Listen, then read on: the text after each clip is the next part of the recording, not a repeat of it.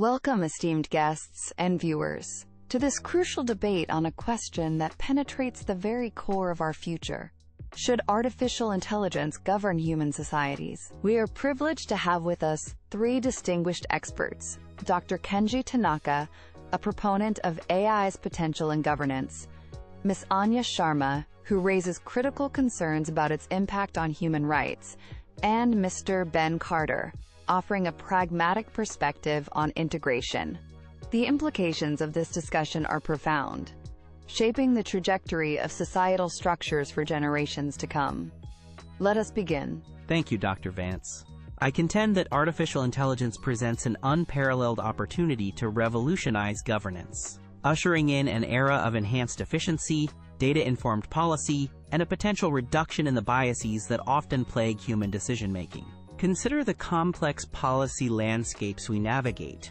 AI possesses the capability to transcend inherent human cognitive biases and the emotional volatility that can cloud judgment, leading to more rational and objective outcomes.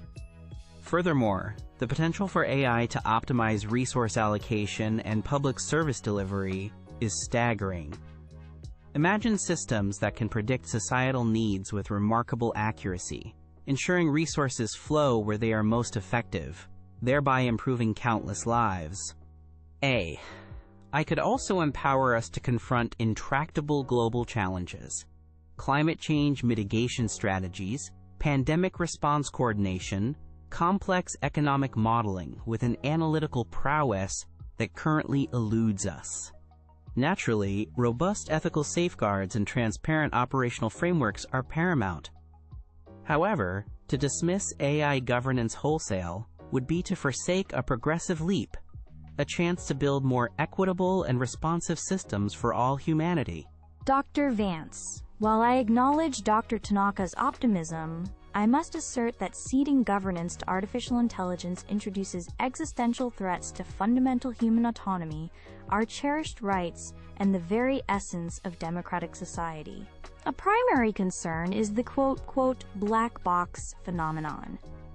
Many advanced AI systems operate with a level of complexity that renders their decision-making processes opaque, making true accountability and transparency virtually unattainable for the citizens they would govern. Moreover, AI systems are predominantly trained on historical data. This data, regrettably, is often imbued with the biases and injustices of our past. Consequently, rather than alleviating these issues, AI governance risks perpetuating and even amplifying them on an unprecedented scale. We must also question the profound absence of empathy, nuanced moral reasoning, and a genuine understanding of the human condition within these algorithms. Can a machine truly comprehend justice, compassion, or the intricate tapestry of human experience it seeks to regulate? Finally, the specter of pervasive surveillance looms large. An AI-driven governance model could necessitate an unprecedented level of data collection, fundamentally eroding privacy and creating an environment ripe for misuse and control, chilling dissent and individual expression. Thank you, Dr. Vance. I believe the crucial conversation before us should not be framed as a stark binary choice, a complete embrace, or an outright rejection of AI in governance. Instead, we require a far more nuanced exploration. How can AI judiciously augment, rather than supplant, human governance, always under stringent ethical guidelines and unwavering human control? My perspective is that AI can serve as an exceptionally powerful analytical and advisory instrument, significantly enhancing the quality and foresight of human decision-making, but it must not become an autonomous governor. The locus of authority must remain unequivocally human. It is therefore critically important, indeed non-negotiable, that we establish robust regulatory frameworks, comprehensive ethical codes, and continuous, meaningful human oversight before any significant integration of AI into governance processes is contemplated. We must build the guardrails before we accelerate the engine. Furthermore, Genuine public deliberation and democratic consent are indispensable in determining the appropriate scope and inherent limitations of AI's role. These are not decisions to be made by technocrats alone, but by society as a whole. We must remain vigilant against the allure of technological solutionism, the seductive yet dangerous notion that complex societal problems have purely technical fixes. Preserving human agency and our collective moral responsibility in the act of governing is paramount. Thank you all for those compelling opening statements. Dr. Tanaka, Ms. Sharma has forcefully articulated concerns regarding bias amplification in AI systems. How can developers genuinely ensure fairness and equity in algorithms that might govern diverse populations, especially when historical data itself may be skewed? That is an entirely valid and critical concern, Dr. Vance, and one the AI community takes very seriously. Significant research is underway in areas like explainable AI, or XAI, which aims to make algorithmic decision-making processes more transparent and interpretable. Furthermore, fairness-aware machine learning is a rapidly evolving field dedicated to developing algorithms that actively mitigate biases present in training data. This involves sophisticated techniques to identify and correct for discriminatory patterns, ensuring more equitable outcomes across different demographic groups. Regarding accountability, we can envision models such as independent AI ethics review boards, comprised of diverse experts, with the authority to audit, scrutinize, and even veto AI deployments and governance. Comprehensive and immutable audit trails for all AI-driven decisions would also be non-negotiable, providing a clear record for oversight and redress. And let us not forget the sheer scale of certain challenges. For instance, optimizing global supply chains to prevent famine, or coordinating international efforts to combat climate change with predictive modeling. These are areas where AI's analytical power could offer breakthroughs that human efforts alone, despite best intentions, have struggled to achieve. Ms. Sharma, Dr. Tanaka speaks of emerging solutions like XAI and ethics boards. However, if an AI system could demonstrably lead to, for example, a substantial reduction in preventable deaths through optimized healthcare allocation, would your stance on its role in that specific, high-impact domain remain entirely inflexible, given the potential human benefit? Dr. Vance, the allure of such a dramatic improvement is undeniable, and any loss of preventable life is a tragedy. However, the demonstrably lead to part of your question is fraught with complexity when we speak of current AI capabilities in high-stakes dynamic human systems. While I acknowledge the progress in XAI and bias mitigation, these fields are still in their relative infancy, particularly concerning their application to the intricate and often unpredictable domain of public governance.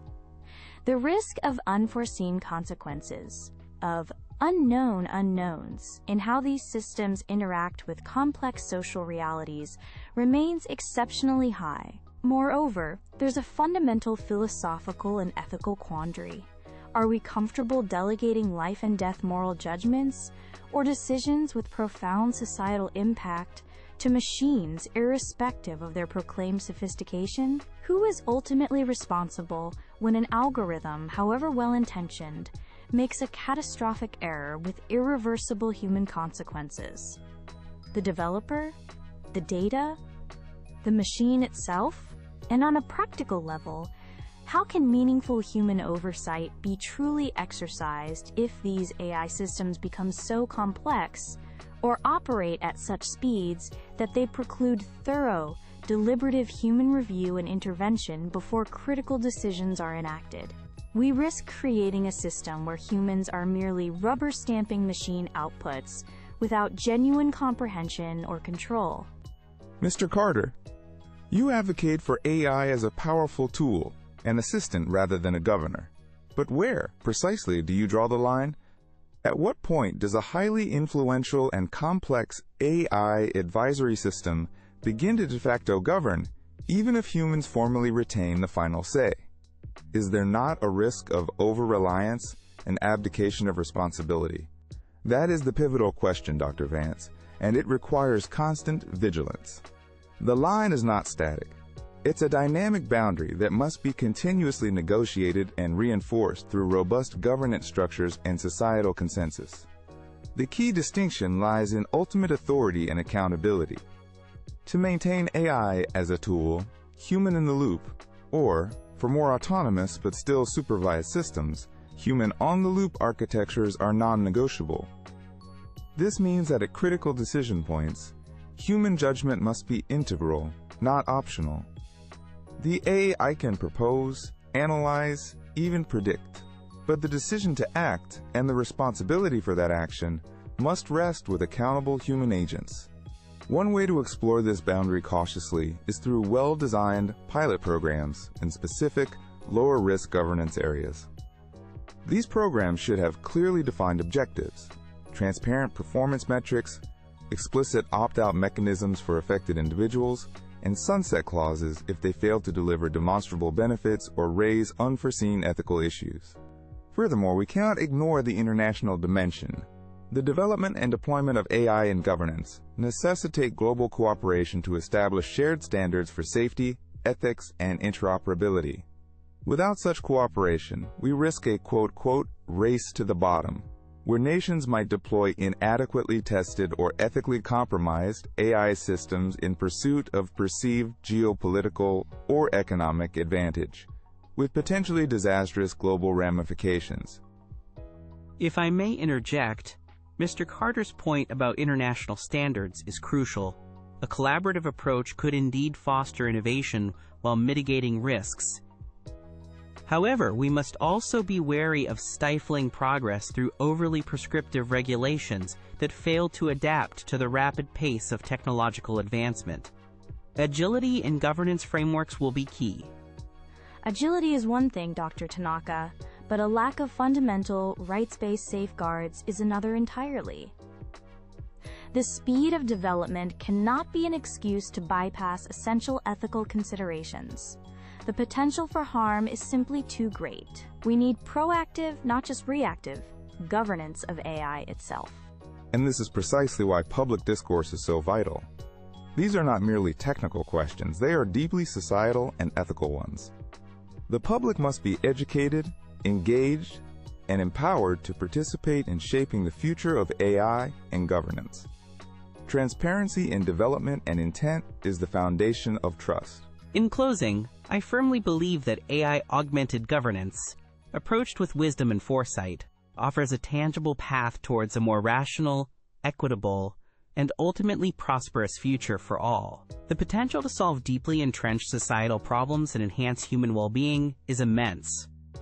Let us embrace courageous, yet profoundly responsible, innovation and exploration. Fear of the unknown should not paralyze us or stifle the progress that responsible AI development can bring. Our collective goal remains human betterment, and AI can be an extraordinarily sophisticated instrument to help us achieve it. I must reiterate the profound and potentially irreversible risks that unbridled AI governance poses to human dignity, our fundamental freedoms, and the very concept of democratic self-determination. The stakes could not be higher. Therefore, I urge a stance of profound skepticism and unwavering caution.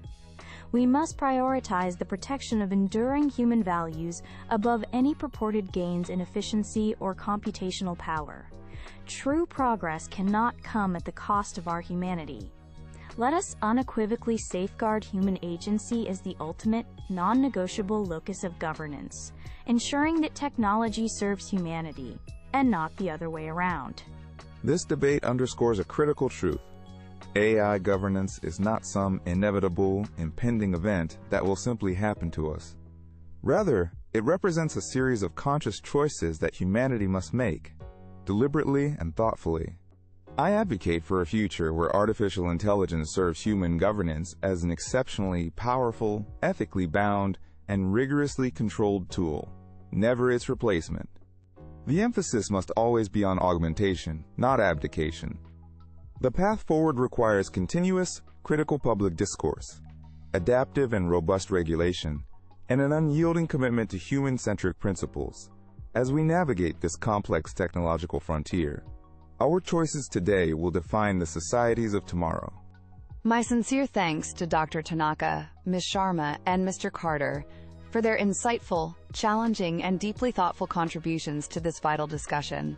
You have illuminated the multifaceted nature of this complex issue.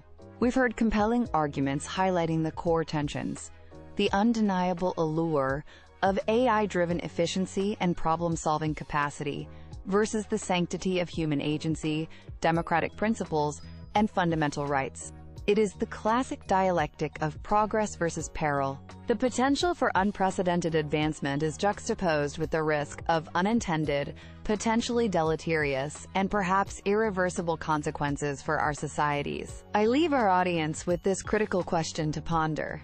As artificial intelligence becomes ever more sophisticated and integrated into the fabric of our lives, how will we, collectively and individually, navigate the intricate path of integrating its immense power into our societal structures, while ensuring that such integration unequivocally serves and remains firmly